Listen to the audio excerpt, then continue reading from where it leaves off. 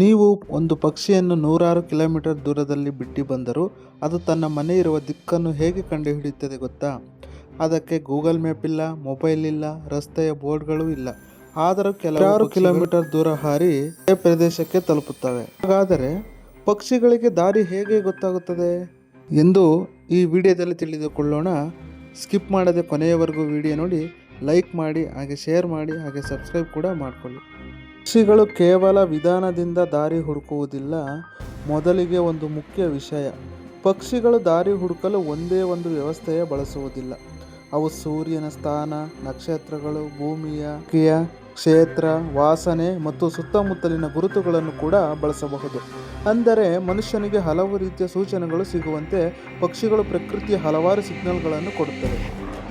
ಯಾವ್ಯಾವೆಲ್ಲಪ್ಪ ಅಂದರೆ, ಸೂರ್ಯನಿಂದ ದಿಕ್ಕು ತಿಳಿದುಕೊಳ್ಳುವುದು.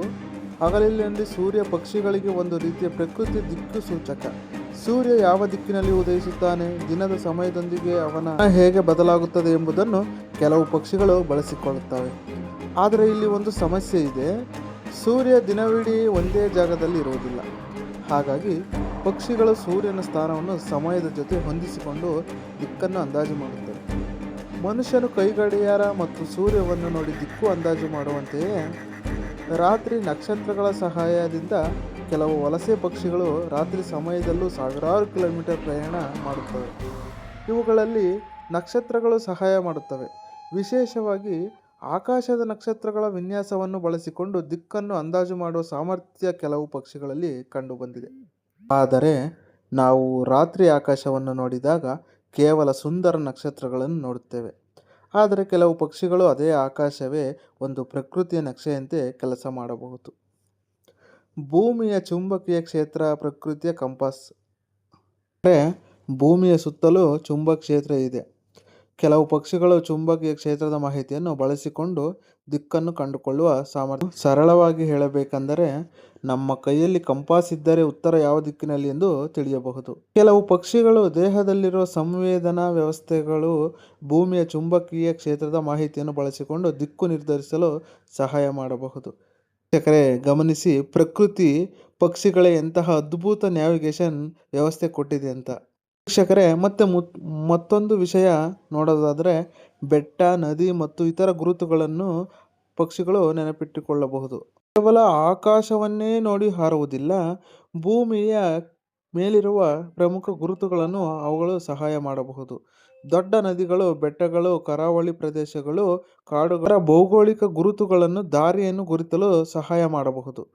ಒಮ್ಮೆ ಒಂದು ದಾರಿಯನ್ನು ಹಲವು ಬಾರಿ ಪ್ರಯಾಣಿಸಿದ ನಂತರ ಕೆಲವು ಪಕ್ಷಿಗಳು ಆ ಪ್ರದೇಶದ ದೃಶ್ಯಗಳನ್ನು ನೆನಪಿಸಿಕೊಳ್ಳಬಹುದು.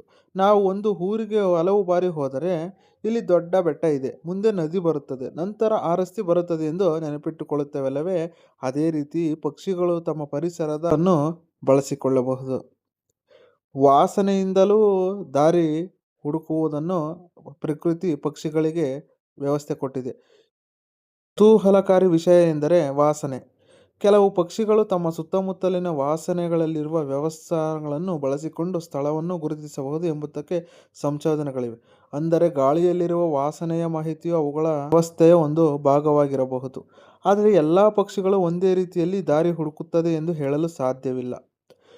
ಪ್ರತಿ ಜಾತಿಗೂ ತನ್ನದೇ ಆದ ಸಾಮರ್ಥ್ಯವನ್ನು ವಿಧಾನಗಳಿರಬಹುದು. ಆದರೆ ನೆನಪಿಟ್ಟುಕೊಳ್ಳುತ್ತವೆ.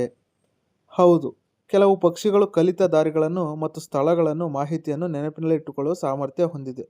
ಆದರೆ ಒಂದು ಸಲ ದಾರಿ ನೋಡಿದರೆ ಸಾಕು, ಮನುಷ್ಯನಂತೆ ಸಂಪೂರ್ಣದಲ್ಲಿ ಇಟ್ಟುಕೊಳ್ಳುತ್ತವೆ ಎಂದು ಸರಳವಾಗಿ ಹೇಳುವುದು ಸರಿಯಾಗುವುದಿಲ್ಲ. ಅವುಗಳ ನ್ಯಾವಿಗೇಷನ್ ಹಲವಾರು ಸೂಚನೆಗಳ ಸಂಯೋಜನೆಯಾಗಿರಬಹುದು. ಅಂದರೆ ಸೂರ್ಯ, ನಕ್ಷತ್ರಗಳು, ಭೂಮಿಯ ಚುಂಬಕೀಯ ಕ್ಷೇತ್ರ, ಭೂದೃಶ್ಯ, ವಾಸನೆ, ಹಿಂದಿನ ಅನುಭವ ಇವೆಲ್ಲವೂ ಸೇರಿ ಪಕ್ಷಿ ಮಾಡಿಕೊಡಲು ಸಹಾಯ ಮಾಡುತ್ತದೆ. ಸಾವಿರಾರು ಕಿಲೋಮೀಟರ್ ಪ್ರಯಾಣ. ಕೆಲವು ವಲಸೆ ಪಕ್ಷಿಗಳು ಋತುವಿನ ಬದಲಾವಣೆಯೊಂದಿಗೆ ಒಂದು ಪ್ರದೇಶದ ಮತ್ತೊಂದು ಪ್ರದೇಶಕ್ಕೆ ಸಾವಿರಾರು ಕಿಲೋಮೀಟರ್ ಪ್ರಯಾಣ ಮಾಡುತ್ತವೆ. ಅವು ಆಹಾರ, ಹವಾಮಾನ ಮತ್ತು ಸಂತಾನೋತ್ಪತ್ತಿ ಸೂಕ್ತವಾದ ಪ್ರದೇಶಗಳನ್ನು ಹುಡುಕುತ್ತವೆ. ಇಷ್ಟು ದೂರ ಹಾರಿ ಹೋದರೂ ಮತ್ತೆ ಹಿಂದಿರುಗುವುದಕ್ಕೂ ನಿಜಕ್ಕೂ ಪ್ರಕೃತಿಯ ಅದ್ಭುತ ಸಾಮರ್ಥ್ಯವು ಅವುಗಳ ಬದುಕಿಗೆ ಬಹಳ ಮುಖ್ಯ. ಇಂತಹ ಜನರಿಗೆ ಗೊತ್ತಿರದ ವಿಜ್ಞಾನದ ಅದ್ಭುತ ವಿಷಯಗಳನ್ನು ತಿಳಿದುಕೊಳ್ಳಲು ನಮ್ಮ ಚಾನಲನ್ನು ಸಬ್ಸ್ಕ್ರೈಬ್ ಮಾಡಿ. ಮುಂದಿನ ವಿಡಿಯೋದಲ್ಲಿ ಇನ್ನೊಂದು ಆಶ್ಚರ್ಯಕರ ವಿಷಯಗಳೊಂದಿಗೆ ಮತ್ತೆ ಭೇಟಿಯಾಗೋಣ ಫ್ರೆಂಡ್ಸ್. ಬಾಯ್ ಬಾಯ್. ಸಬ್ಸ್ಕ್ರೈಬ್ ಮಾಡಿ.